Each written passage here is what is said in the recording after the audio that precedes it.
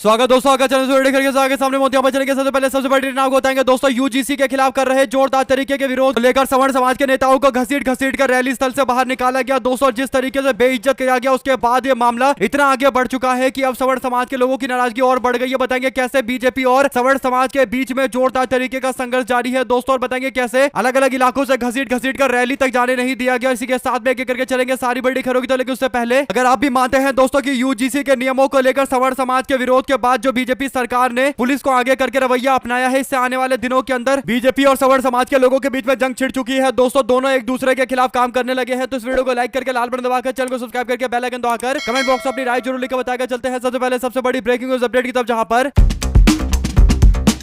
8 तारीख को बीते दिन सवर्ण समाज की ओर से दिल्ली के अंदर एक बड़ी रैली का आयोजन किया गया था दोस्तों। और रैली को लेकर जो बड़ी जानकारी सामने आई कि 7 तारीख को शाम होते होते पुलिस प्रशासन ने कह दिया कि रामलीला मैदान में रैली नहीं करने दिया जाएगा दोस्तों। इसके बाद मामला इतना ज्यादा आगे बढ़ जाता है कि सवर्ण समाज के नेताओं को धर पकड़ कर करके पुलिस ने अपने हिरासत में लेना शुरू कर दिया दोस्तों। हाउस अरेस्ट से लेकर एक एक नेताओं को आगे जाने से रोका गया और रामलीला मैदान में घुस रही भीड़ को कई तरीके से बाहर निकाला गया और जंतर मंतर पर भी जाने की कोशिश की गई, लेकिन वहां भी जोरदार तरीके से पुलिस प्रशासन तैनात करके सवर्ण समाज के लोगों को यूजीसी के विरोध में आंदोलन नहीं करने दिया गया दोस्तों। युवाओं ने कहा कि सरकार को ऐसा कानून नहीं बनाना चाहिए, लेकिन हम लोग जो विरोध करने के लिए मैदान में उतरे हैं तो सरकार ने पूरी पुलिस फोर्स लगा दी है और प्रदर्शनकारियों को बस में भर भर कर वापस से कहीं और छोड़कर आ गए। यानी प्रदर्शनकारी भीड़ बनाकर गए थे, लेकिन उनको बीजेपी की सरकार और पुलिस ने जिस तरीके से तारीफ किया और आंदोलन नहीं करने दिया गया, इससे पता चल रहा है कि सवर्ण समाज को लेकर बीजेपी भी खुलकर मैदान में है दोस्तों। सवर्ण समाज के आंदोलन को बीजेपी खुलकर रोक रही है और यहाँ तक कि प्रदर्शनकारी नेताओं को हिरासत में लेने के बाद कार्यकर्ताओं के साथ मारपीट धक्का मुक्की भी की गई है। प्रदर्शनकारियों और पुलिस वालों के बीच में जमकर कहासुनी हो गई दोस्तों। अयोध्या से सवर्ण आंदोलन में भागीदारी करने के लिए बड़ी संख्या में आए लोगों को वापस लौटा दिया गया। बीजेपी और आरएसएस हमेशा से हिंदू समाज की एकता की बातें करती है, लेकिन अब हिंदू समाज के लोगों को बांटा जा रहा है, ऐसा बयान देते हुए स्थानीय स्तर पर मौजूद लोगों ने बीजेपी को जमकर आईना दिखाना शुरू कर दिया दोस्तों। बीजेपी का चुनाव में बहिष्कार करने का भी ऐलान किया गया है। इसी बीच आपको बता दें कि सवर्ण समाज पर किस तरीके से भाजपा की पुलिस ने अत्याचार किया दोस्तों, इसकी कई तरीके की तस्वीर सामने आती है। एक तस्वीर में प्रदर्शनकारियों को पुलिस वाले जबरदस्ती डीटीसी बस में बिठाते हुए सवर्ण समाज के लोगों को कहीं और ले जाने की कोशिश कर रहे हैं। ऐसे ही सवर्ण समाज के एक आंदोलनकारी का कॉलर पकड़कर खींच रहे हैं दोस्तों। इसी के साथ में तमाम मीडिया चैनल के अंदर भी ये रिपोर्ट नहीं दिखाई गई कि सवर्ण समाज के लोगों के साथ में किस तरीके से बीजेपी पुलिस बर्ताव कर रही है दोस्तों। एक तरीके से भारतीय जनता पार्टी सरकार ने कहीं ना कहीं कोशिश की कि इस आंदोलन की आवाज लोगों तक ना पहुंचे और ये दिखाई ना दे कि बीजेपी के जो कट्टर समर्थक सवर्ण समाज के लोग हैं, जो आंख बंद करके भाजपा को वोट देते हैं, वे लोग मैदान में उतरकर आंदोलन कर रहे हैं। इसीलिए दोस्तों मीडिया में कहीं आपको दूर दूर तक रिपोर्ट नहीं दिखी होगी और एएनआई जैसी एजेंसियां जो अमूमन इस तरीके के कार्यक्रम में मौजूद रहती है, वीडियो उनके आ जाते हैं, लेकिन इस कार्यक्रम में बिल्कुल मौजूद नहीं थे। तो इससे पता चल रहा है कि यूजीसी के विरोध में सवर्ण समाज के आंदोलन को कवर भी नहीं किया जा रहा। अगर आप भी मानते हैं कि बीजेपी के नेताओं के सांस फूला हुआ है कि आखिर उनका जो हार्डकोर वोटर है, जो बीजेपी को आंख बंद करके वोट देता है, अगर वो आंदोलन करते हुए मैदान में उतर रहे हैं, तो अगर उनके आंदोलन को बड़े स्तर पर तरजीह दी जाएगी तो एक मैसेज जाएगा कि भाजपा के विरोध में अपने ही लोग खड़े हो गए। और इसीलिए भारतीय जनता पार्टी ने कहीं ना कहीं पूरा प्रबंधन किया कि आईटी सेल के लोग लगा दिए गए, जिन्होंने आंदोलन को लेकर उल्टा सीधा बोला। तो दूसरी और दोस्तों बड़ी बड़ी न्यूज एजेंसी अपना वीडियो कैमरा लेकर नहीं पहुंची, इसीलिए मीडिया के अंदर भी इस पूरे मामले को लेकर रिपोर्ट नहीं दिखाई दिया। तो लोगों ने नाराजगी जताई दोस्तों। एक तथाकथित वरिष्ठ पत्रकार जो सवर्ण समाज से आते हैं दोस्तों, सुशांत सिन्हा, सुशांत बोलते हैं कि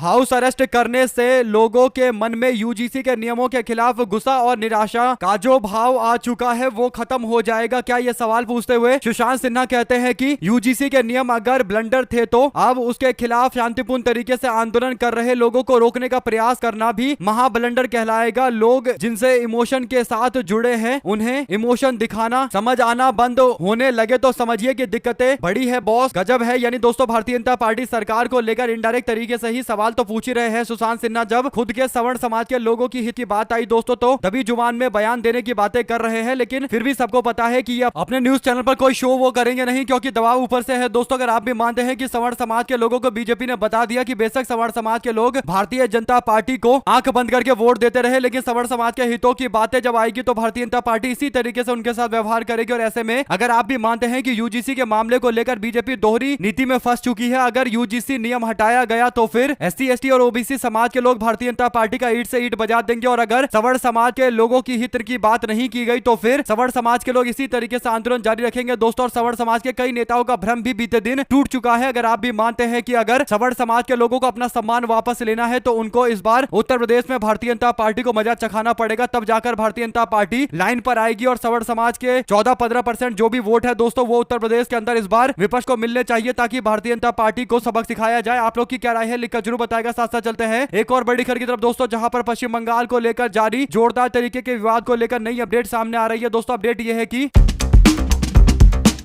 पश्चिम बंगाल की मुख्यमंत्री ममता बनर्जी ने राष्ट्रपति के सम्मान को लेकर उठे विवाद के बीच में केंद्र सरकार और प्रधानमंत्री पर तीखा हमला बोला है दोस्तों। उन्होंने कहा कि हर चुनाव से पहले सरकार को बेवजह दोषी ठहराया जाता है। ममता बनर्जी ने कहा कि हमें दोष मत दीजिए, जब भी चुनाव आता है तब हमें ही जिम्मेदार बनाया जाता है, जिम्मेदार ठहराया जाता है। ममता बनर्जी ने यह भी कहा कि राष्ट्रपति द्रौपदी मुर्मू जिस कार्यक्रम को लेकर विवाद खड़ा किया जा रहा है उनके कार्यक्रम को लेकर, उसके आयोजन स्थल को लेकर उन्होंने पहले ही पत्र लिखकर अपनी आपत्ति दर्ज कराई थी और फेसबुक पर भी इसे साझा किया था, लेकिन उनकी चेतावनी को नजरअंदाज कर दिया गया। उन्होंने कहा कि अब उसी मामले में पश्चिम बंगाल सरकार को दोष दिया जा रहा है, जबकि यह केंद्र सरकार के अधिकार क्षेत्र का विषय था। राष्ट्रपति के राज्य में आने पर उन्हें रिसीव करने के लिए नहीं पहुंचने के लिए आलोचना का सामना कर रही मुख्यमंत्री ममता बनर्जी ने कहा कि मैं इस समय धरने पर बैठी हूं, लोगों के अधिकार के लिए संघर्ष कर रही हूं। बता दें कि पश्चिम बंगाल में SIR के मुद्दे को लेकर तृणमूल कांग्रेस लगातार प्रदर्शन कर रही है दोस्तों। ऐसे में तृणमूल कांग्रेस की नेत्री ममता बनर्जी ने एक तस्वीर शेयर करते हुए प्रधानमंत्री के साथ में द्रौपदी मुर्मू की तस्वीर शेयर करते हुए लिखा कि महिलाओं के सम्मान और अधिकार को लेकर उनकी सरकार हमेशा से प्रतिबद्ध रही है। महिला दिवस का उत्सव हर जगह मनाया गया, खास तौर पर प्रधानमंत्री को उन्होंने निशाने पर लेते हुए तस्वीर दिखाते हुए कहा कि प्रधानमंत्री एक आदिवासी नेता और राष्ट्रपति का सम्मान नहीं करते। राष्ट्रपति को इस तस्वीर में खड़ा रखा गया है दोस्तों, यानी इस तस्वीर में दिखाई दे रहा है कि प्रधानमंत्री लाल कृष्ण आडवाणी के साथ खड़े हैं, बैठे हुए हैं और राष्ट्रपति द्रौपदी मुर्मू को बगल में खड़ा रखा गया है दोस्तों, यानी राष्ट्रपति होकर उनको खड़ा रहना पड़ रहा है और लाल कृष्ण आडवाणी के साथ नरेंद्र मोदी कुर्सी पर बैठे हुए हैं। तो इस पर ममता बनर्जी ने कहा कि आप महिलाओं का सम्मान नहीं करते, आप राष्ट्रपति द्रौपदी मुर्मू का सम्मान नहीं करते, आप हम पर तो कम से कम आरोप मत लगाइए, क्योंकि सबको पता है कि आप राष्ट्रपति का सम्मान नहीं करते। यानी ममता बनर्जी बिल्कुल भी बीजेपी को इस मामले पर छोड़ने को तैयार नहीं है दोस्तों। अगर आप भी मानते हैं कि ममता बनर्जी के सामने अगर बीजेपी वाले महिला कार्ड खेलने की कोशिश करेंगे तो फिर ममता बनर्जी भारतीय जनता पार्टी को ऐसा झटका देंगी दोस्तों और ऐसा महिला कार्ड खेलेंगे कि बीजेपी वाले सोचते रह जाएंगे कि उन्होंने कितनी बड़ी गलती कर दी। ऐसे में आपकी क्या राय है लिखकर जरूर बताएगा। साथ साथ दोस्तों,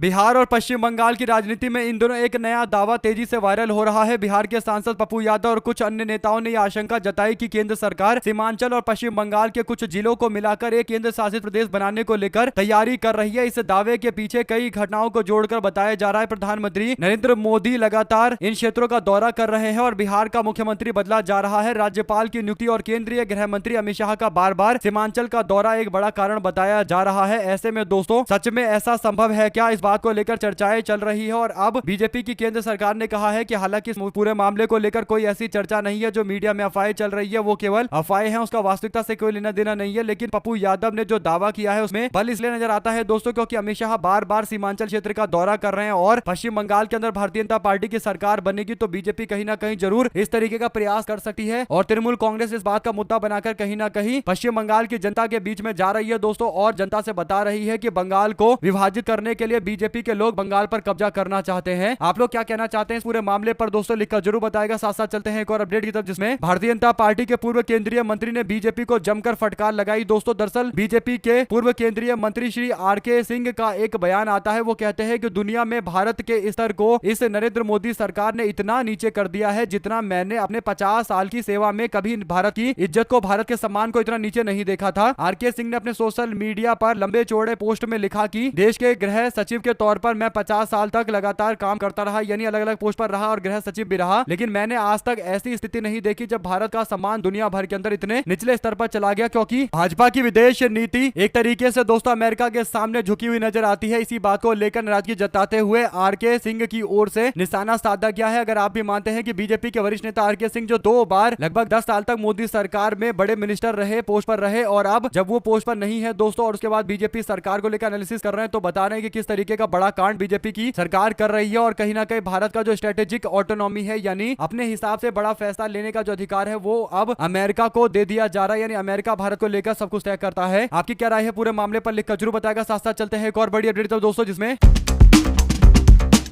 कांग्रेस की सांसद प्रियंका गांधी वाड्रा ने सोशल मीडिया एक्ट पर प्रदूषण को लेकर चिंता जाहिर किया है। दोस्तों उन्होंने कहा कि वायनाड और फिर बिहार के बछवाड़ा से दिल्ली की हवा में लौटना वाकई परेशान करने वाला है। इस शहर के ढके प्रदूषणों ने मानो उस पर एक धुएं और ग्रे रंग का आवरण डाल दिया है। अब समय आ गया है कि हम सब अपनी राजनीतिक मजबूरियों की परवाह किए बिना एकजुट होकर इस बारे में कुछ कदम उठाए। उन्होंने कहा कि केंद्र और राज्य सरकार को तुरंत कार्रवाई करनी चाहिए। प्रियंका गांधी ने कहा कि ये भयावह स्थिति को कम करने के लिए हमें जो भी कदम उठाने चाहिए वो उठाने चाहिए। हमको राजनीति वगैरह को साइड में रखकर देश की आम जनता के लिए हवा मुहैया करवाना चाहिए। एयर पॉल्यूशन से जनता को आजादी मिलनी चाहिए। और केरल से जब वो वापस दिल्ली लौटी हैं दोस्तों तो उनको पता चल रहा है कि कितना बड़ा एयर पॉल्यूशन है, यानी कितना बड़ा प्रदूषण है। सोचिए, प्रियंका गांधी इस पूरे मामले को लेकर बीजेपी की मुख्यमंत्री दिल्ली की मुख्यमंत्री रेखा गुप्ता से भी कह रही है कि आप एक्शन लीजिए, सब मिलकर प्रदूषण से लड़ाई लड़ते हैं। अगर आप भी मानते हैं दोस्तों की कांग्रेस पार्टी की इस ऑफर को बीजेपी वालों को स्वीकार करना चाहिए और मिलकर प्रदूषण के खिलाफ लड़ाई लड़नी चाहिए, क्योंकि प्रदूषण एक ऐसा मामला है जिस पर पूरे देश को एकजुट होना चाहिए। इससे लोगों की जाने जा रही है और प्रदूषण से इतना बुरा हाल है दोस्तों दिल्ली के अंदर कि लोग सांस नहीं ले पा रहे और तमाम तरीके की सांस की समस्याओं से जूझ रहे हैं। आप लोग अपनी राय जरूर लिखकर बताएगा। दोस्तों चलते हैं एक और बड़ी अपडेट की तरफ, जिसमें महाराष्ट्र को लेकर एक नई अपडेट सामने आती है, जहां पर कांग्रेस पार्टी अब मैदान में उतरने जा रही है। महाराष्ट्र कांग्रेस ने एक बड़ा मोर्चा निकालने का फैसला लिया है। 9 फरवरी यानी आज ये बड़ा मोर्चा निकाला जाएगा। इसका मुद्दा केंद्र सरकार में, मोदी सरकार में अमेरिका के साथ किए गए ट्रेड एग्रीमेंट को लेकर है, यानी व्यापार समझौते को लेकर है। किसानों के खिलाफ किए गए व्यापार समझौते यानी खेती बाड़ी सेक्टर को राष्ट्रीय आपदा घोषित किए जाने की नौबत आ सकती है। ये ट्रेड एग्रीमेंट उन किसानों के लिए एक बड़ा झटका है जो पहले से ही संकट में है। कांग्रेस पार्टी के महाराष्ट्र के प्रदेश अध्यक्ष हर्षवर्धन सबकाल ने कहा कि प्रधानमंत्री नरेंद्र मोदी ने पूरी ताकत से अमेरिका के सामने सरेंडर कर दिया और इस एग्रीमेंट की वजह से भारत के खेती बाड़ी की चीजों के दाम नहीं मिलेंगे और जिससे किसानों के आत्महत्या का मामला भी और ज्यादा बढ़ेगा, यानी किसानों को प्रॉफिट नहीं मिलेगा और किसान अलग अलग तरीके के रास्ते चुनने के लिए मजबूर हो जाएंगे। पूरी तरीके से किसानों के बर्बादी को लेकर यह व्यापार समझौता किया गया है। साथ साथ दोस्तों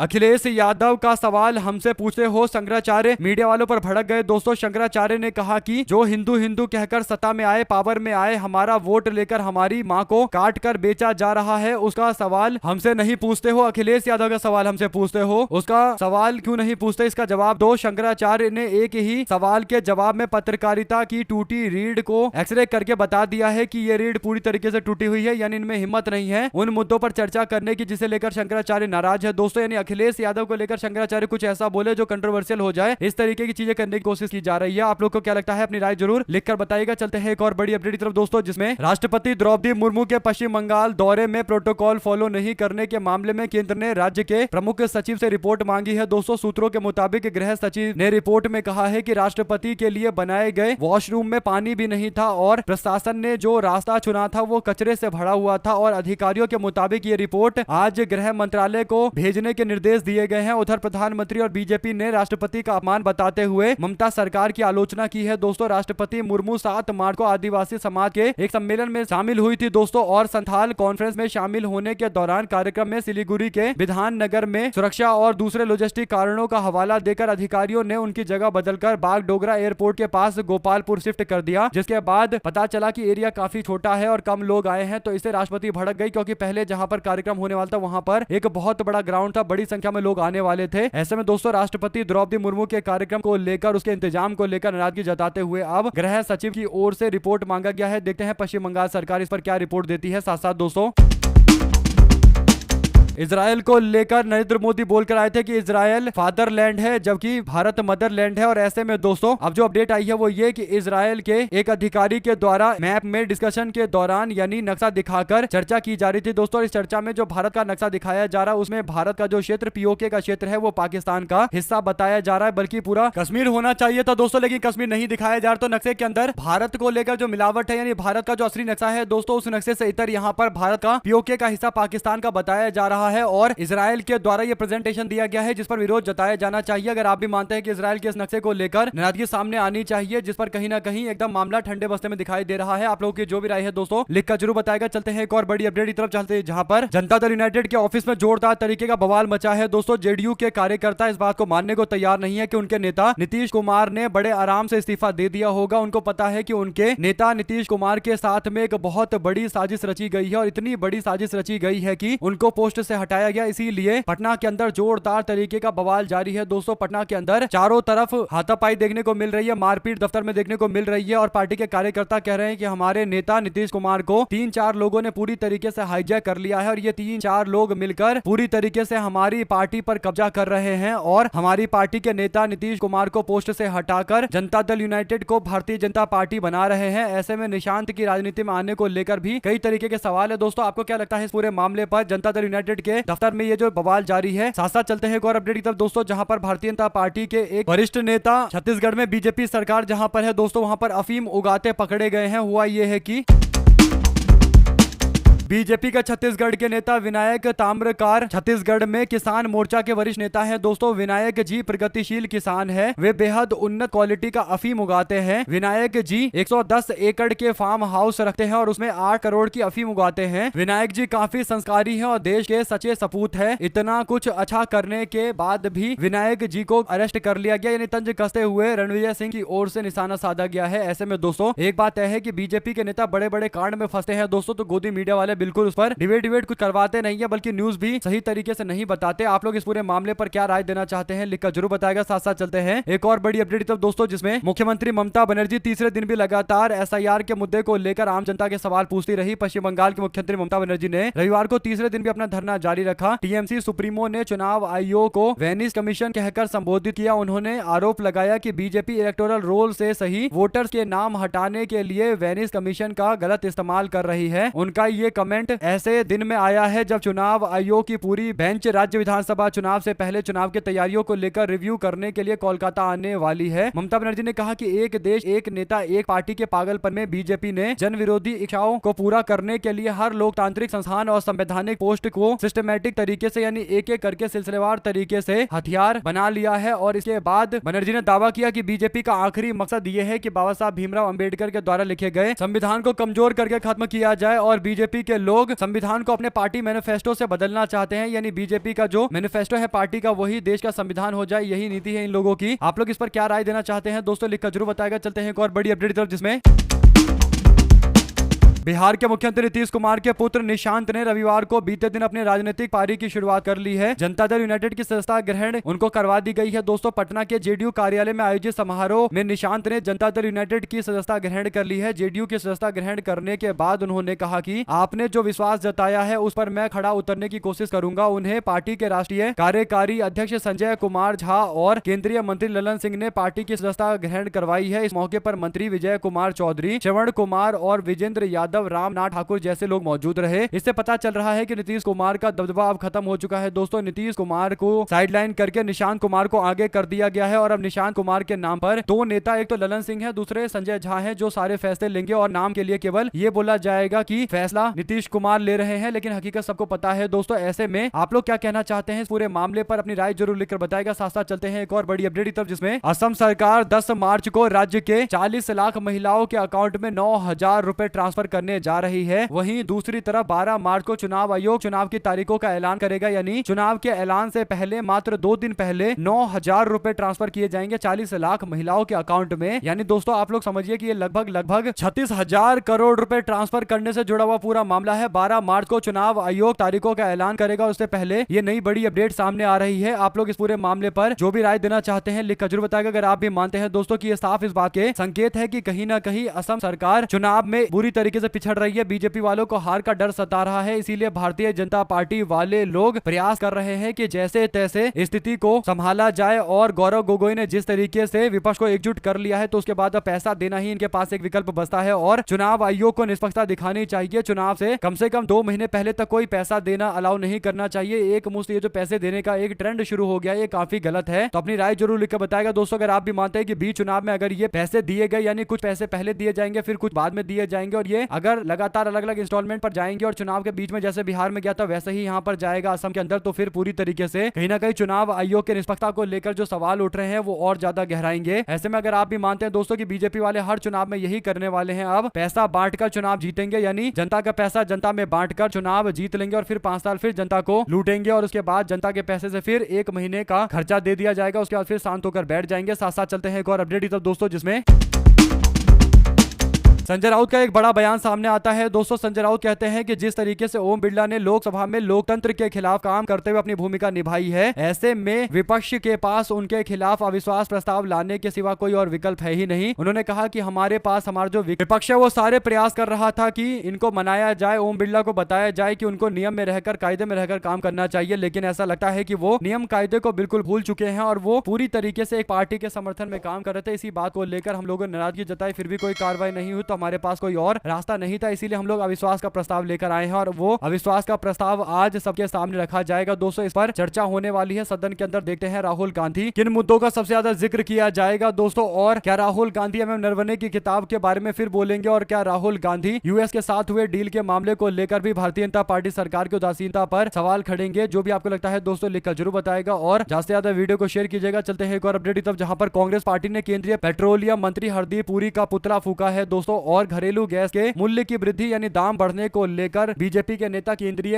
पेट्रोलियम मिनिस्टर हरदीप पुरी का पुतला फूककर विरोध जताया है। अब हरदीप पुरी इसलिए भी फंसे हुए क्योंकि एफटीन फाइल में इनका नाम कई बार आया था। एफटीन फाइल के नाम पर कहीं ना कहीं थोड़ा मामला ठंडा पड़ा, तो अब गैस और पेट्रोल के दाम बढ़ गए हैं। मिडिल ईस्ट के अंदर चल रहे जोरदार तरीके के बवाल के बाद तो अब कहीं ना कहीं कोशिश की जा रही है कि भारतीय जनता पार्टी के नेता को पूरी तरीके से दबाव में रखा जाए ताकि पेट्रोल डीजल के दाम ना बढ़े दोस्तों, यानी अलग अलग जगह से पेट्रोल डीजल खरीदे और किसी देश के दबाव में ना आए। जैसे अमेरिका बार बार बोल रहा है कि हमने अलाउ कर दिया कि भारत तेल खरीद ले, कभी बोलता है कि हमने मना कर दिया तो भारत तेल नहीं खरीद रहा। तो इन सारी नीतियों से बाहर आकर बीजेपी सरकार को खुद की नीति बनानी चाहिए और खुद तय करना चाहिए कि उन्हें करना क्या है, देश की जनता को कैसे सस्ते तेल उपलब्ध करवाने हैं। ऐसे में आप लोग इस पूरे मामले पर क्या राय देना चाहते हैं दोस्तों लिखकर जरूर बताएगा। ज्यादा से ज्यादा वीडियो को शेयर कीजिएगा। देख रहे थे आपका चैनल जय हिंद जय भारत। ज्यादा से ज्यादा वीडियो को शेयर